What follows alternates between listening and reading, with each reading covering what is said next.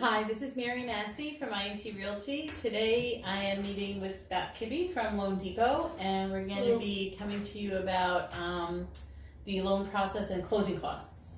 So first off, let's just assume you found your dream home and you've signed a purchase and sales agreement. On that purchase and sales agreement, you're going to have your escrow deposit. Your escrow deposit in this area is typically between $500 and $1,000. I personally think $1,000 should be the minimum. That gets applied to your closing costs or your down payment at closing. The escrow deposit is a tool that you can use to help strengthen your offers. So the more money you put down as an escrow deposit, it's called a good faith deposit, earnest money, the stronger it can make your offer. It shows that you have more skin in the game.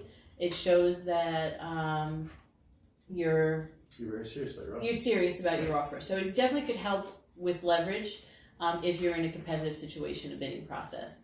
So the next thing that you're going to have to spend money on are your home inspections.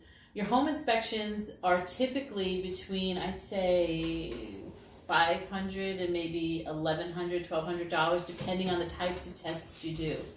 So if you're purchasing a house that has a septic system and a well, they're going to cost somewhat more money because you're going to be testing the septic system and testing the well for the amount of water per minute. I forget what that word is. Yep. And whether it's safe for drinking, etc. There's a lot of different tests you can do on the well for all different types of chemicals, so that's where your costs can get higher, and that's why the range is so big. If you're purchasing a house with a city sewer, city water, the tests tend to be less expensive because you're not having to test those two items. But I will say that, and I'm sure you probably agree, that your home inspections are the best money you can spend in the transaction. This is where you have the right to walk away from the property if the property's not in the condition that you thought it was in. You cannot come back after closing and say that you found something wrong. So you're better off doing as many tests as you can afford to do and are comfortable doing before you move on to closing. Yep. And the bigger the property, the more expensive the home. The more expensive, right? And your home inspector will give you a menu of fees typically that you can choose from and see what suits you. And then of course every loan product, some loan products have mandatory inspection requirements. Correct. Yeah. So, and then the rest is up to you as far as closing costs. Thank you. Excellent segue. Okay, so I'm just going to start real quick with the different government loans and fees that are attached to that before we get into the normal closing costs. Again, the home inspection, the bank doesn't care about the home inspection, but it is the best money you'll spend through the whole transaction. So if you're using any of the government products, unfortunately, they all have fees attached to them. I mean, they offer a lot of times lower rates and the ability to have a much lower credit score and 100% financing, but you do get hit with fees.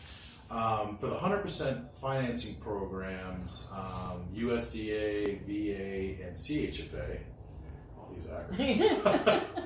On the USDA side, which is the, what does that stand for? United? USDA. I know it's Rural Development. Yes, that's what it is. It's the Rural Development Loan. They charge a 1% fee up front, which they call the guarantee fee. And what that does is allows for them to have a lower amount of monthly MI. So their MI is 0.35% annually, broken up over 12 monthly payments. That's mortgage insurance. That's mortgage insurance, correct. Which is what the 1% upfront fee is as well. It's an upfront mortgage insurance premium. VA has it, FHA has it, and so does CHFA. And that's required when you're putting down less than 20%. Less than 20% on all products across the board. There is some form of it. With the VA side, because they don't have a monthly mortgage insurance premium, they have a 2.3% upfront, which they call the VA funding fee. The great thing about the VA funding fee is that if you happen to be injured in the line of duty, they will waive that for you. And on subsequent VA loans, they will raise that 2.3% upfront to 3.2%. Oh, so if you take out a second loan for another house. Correct. Okay. Whether that's just your second time around with the VA or if you have a multiple VA loan. Oh, so even if you sell your first house and buy another VA They do charge you the extra amount. Oh, okay. Yeah. Yep. The reason behind that is that they're assuming on your next house, even though you're a veteran, that you will have some money to put into the mortgage.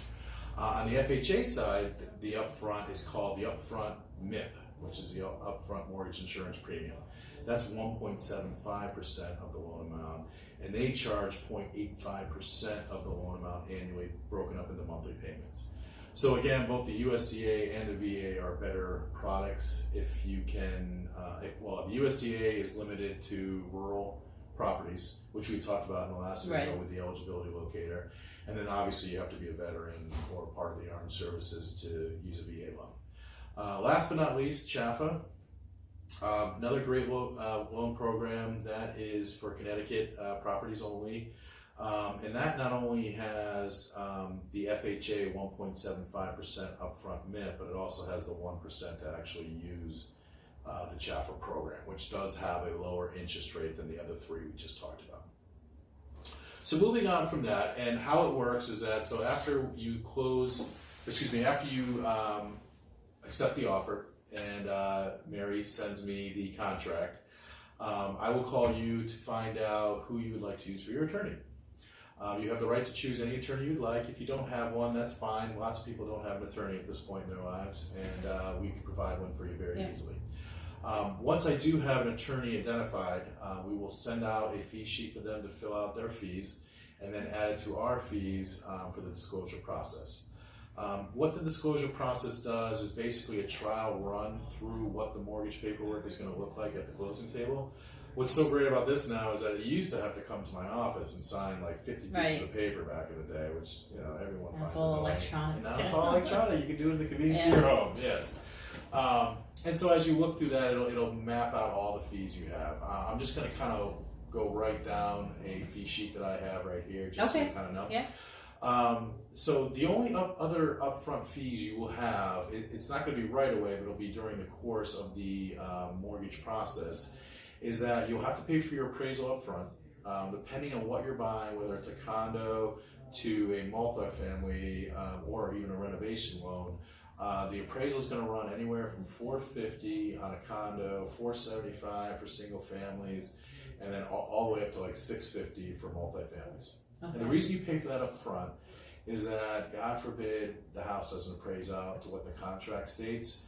And after you go back and renegotiate on their behalf, if the sellers are still willing to not budge, then you have to walk away from the deal. And the appraiser, who is a third party, did their job. They get paid. And it's not coming out of your pocket. It's not coming. Right. Exactly. Okay. So moving on from that, your only other fee that you will have up front before the actual closing, and you could actually roll it into your closing, but you have to secure a year of homeowners insurance up front. Right. A lot of insurance companies will ask you to pay that premium up front, but some of them will allow it to be just rolled in right at the closing. Okay. And then moving on from that, your normal fees will include, for us, for Loan Depot, we charge $500 for processing and $600 for underwriting, so $1,100 total are our fees. You might pay what they call points. Points is one of those misnomers. People don't usually understand what those mean. When you have a rate, there's money in between the individual rates. So between, say 3.5% and 3.375, where you might not actually be able to get to the 3.375 depending on the market, your credit score, your loan to value. There could be money built in there. So whether it's say there's $500 cost to actually get down to that 3.375, you could pay that in what they call a discount fee or discount points. A point actually being 1% of the loan amount. Right. Most of the time, you're not actually paying a full point because you're a little bit off of what they. So what does 1%, a 1% fee, or 1 point, typically bring? What percentage does it bring down the mortgage interest rate that you're getting? Is there a formula, or there really isn't? It depends on the loan size. Okay. So, like if you have a $400,000 loan, it's going to be a lot more money to bring it down to 3.375 than if you have an $80,000 loan. Right. Right. So, and that's the difference in points too. So, like on a $400,000 loan, a 0.1% is $4,000. On a $100,000 loan, it's $1,000. Yeah. That being said, there is costs associated with loans under $100,000. Banks don't necessarily like to write those loans. Yeah. It's not that they don't like to, I should take that back, but it costs the same amount of money Right. to write a loan that costs $400,000 as it does for $100,000. So they have little hits in the rate, unfortunately. Yeah. So you would probably not end up with the same rate at a $100,000 loan as you would with a $400,000.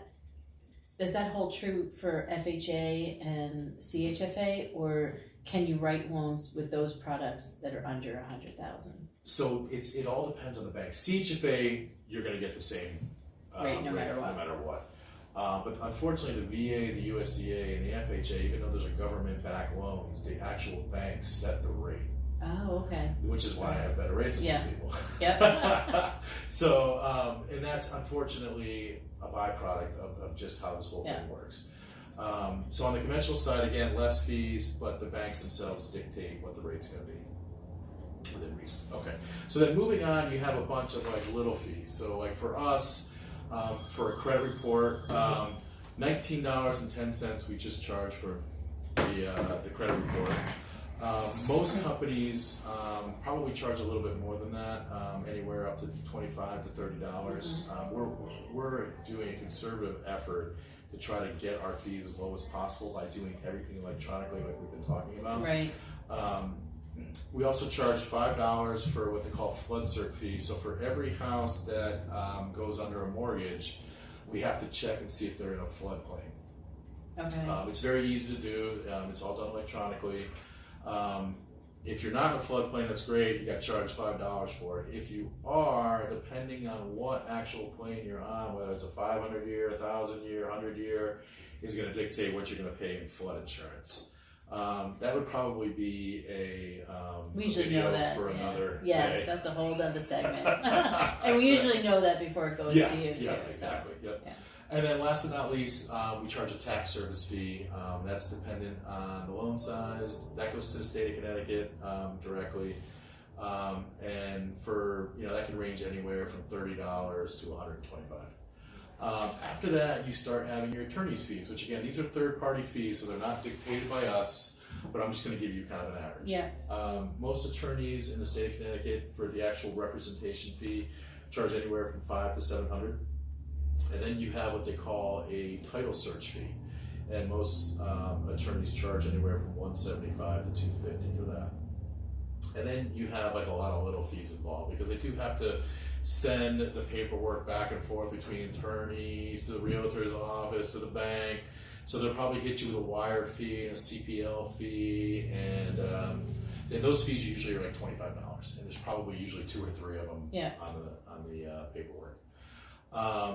Last but not least is the lender title insurance. That is paid to the state of Connecticut. It's what its design is that, God forbid, there is a problem with the chain of custody, I guess, on the title. Chain of title, where there's maybe like a mortgage that wasn't released, or even boundary issues. Well, that's the big thing where I see it come into play. Whereas if you have some sort of property line dispute, that sort of thing, that's where that would actually help you out and represent you, that sort of thing. And that is based on the loan amount. So, on a typical $200,000 house, your title insurance is probably going to run you close to $900, somewhere in there. Yeah. I apologize. I should have that figure here for you, but I don't have it. But and then moving on, we have the recording of the mortgage with the town, and also the deed. And that will usually run you, no matter how expensive the mortgage, it's going to run you probably under $350 for everything. Okay. And then your basically last but not least are your escrows. So that's the big number that really adds to the people. I think that's where most people's confusion comes in, is when we talk about closing costs. We talk about the closing costs where as the attorney and the lender fees. Correct. Yep. And the escrows all combined, and explaining that to people sometimes harder to do. It is. I mean, it's just confusing because it is kind of rolled into the same box as far as your CD goes, or your closing disclosure. But really, your closing costs on most loans, and the number one fee is going to be that lender insurance we just talked about, because that's based again on loan size. Are gonna run anywhere from, I would say, on a $100,000 loan, they're probably going to be somewhere around $2,800 to a $1 million loan. They'll probably be closer to $5,000, but not that much different. That's the lender fee, all the lender fees and the attorney fees. The fees, Yep. what I call fees. Which is your lender fees, the attorney's fees, the appraisal, flood cert, all that stuff. The escrows are your monthly taxes and homeowners insurance, figured out onto a monthly basis and then escrowed, because if you haven't owned a house before, unfortunately, property taxes, homeowners insurance, and mortgage interest are all paid going forward, unlike pretty much anything else you deal with, right? Yeah. So, so on a normal loan, depending on what time of year we close, they're going to take anywhere from 4 to 7 months of taxes. It could even be more than that. It could even be more than that. Sometimes correct? I've seen I've like seen 9 months. As well. Yeah. And that's if basically, if you're closing, say like February, or the end of April, where May is your disclosure month and your first payment is due June 1st or July 1st, one of those, and that 6 months of taxes is due that exact same time. Right. And then they're going to take 6 months to pay it, and then another 2 to 3 just to keep it in your escrow account to keep it open. And then the homeowner's insurance at the same time, they usually take about 4 months of that, even though you just paid for a year up front. And some buyers actually roll that 1 year of homeowners insurance right into their closing costs. Right, we talked about that earlier. So it could be like 14 months or 16. 16 months. Yeah, absolutely. Okay. Yep. And that's basically it. All those fees are due at the closing table. You would write a check out to. It really depends on the state. Sometimes you write it out to yourself. Sometimes you write it out to the attorney. Right. But either way, that ends up at the attorney's office for closing. So is there like I mean, I know it's not because of the fluctuation in the escrows and the prepaids based on the time that you're buying it. But if we were to meet with a buyer and they want, like, how I get asked this question all the time. Well, how much should I calculate for closing costs? Is giving them an estimate between, I usually say, well, depending on when you buy, it could be between 4% and 6% of the purchase price, all in, for those, your lender fees and the prepaids and escrows. Is that fair, or is it a different formula, or should we not even be doing that at all? No, so obviously you have these set up, so for transactional purposes, on the conventional side, you're allowed up to 3% seller paid closing costs, which does include escrows. And on the government side, you're allowed up to 6%. Now, those are the rule of thumbs. I've never seen closing costs as high as 6%. No, but I suppose if you were buying down the rate, you could get there. Like say you had literally a point or maybe even 2 points on top of the rest of the closing costs and escrows, you might actually be able to get to that 6% on the government side. So I would say usually on the conventional side, it runs right at 3%, maybe 3.5%. The reason we say 3 is because there is a few fees that we can't calculate into the seller credit because it's a moving part. And it just would make everybody's life more difficult.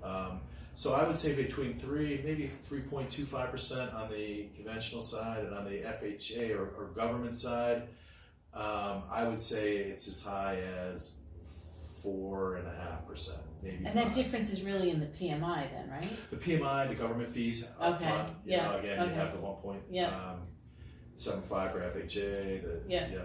So it'd be safe to just say, I could safely say to somebody up to as much as 4.5%, 5%. Okay. Yep. All right.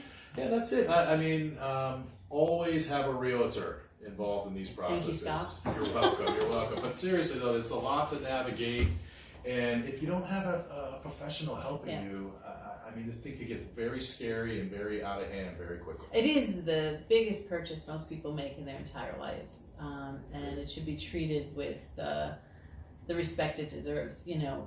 Being guided by professionals, I think definitely helps. It gives you a sounding board, and we're here to protect your interests. So exactly. Yeah. Well, thank you, Scott. I appreciate it. Thank you for having me. So feel free to like and share the video if you'd like, or reach out to either one of us, and we'll be happy to answer any questions you have. Thanks. Have a great day. Bye-bye.